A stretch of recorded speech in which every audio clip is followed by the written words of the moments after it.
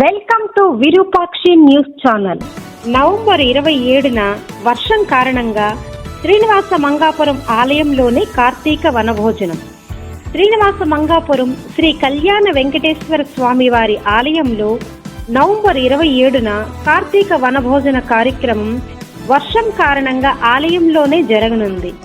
పవిత్రమైన కార్తీక మాసంలో ద్వాదశి నాడు ఇక్కడ వనభోజన కార్యక్రమం నిర్వహించడం ఆనవాయితీగా వస్తుంది. ఇందులో భాగంగా ఉదయం 7 నుండి 9 గంటల వరకు స్వామి అమ్మవార్ల ఉత్సవమూర్తులను ఆలయం నుంచి ఊరేగింపుగా తీసుకెళ్లి ఉదయం 9 గంటలకు శ్రీవారి మెట్టు వద్ద గల పార్వేట మండపానికి వేంచేపు చేయాల్సి ఉంది.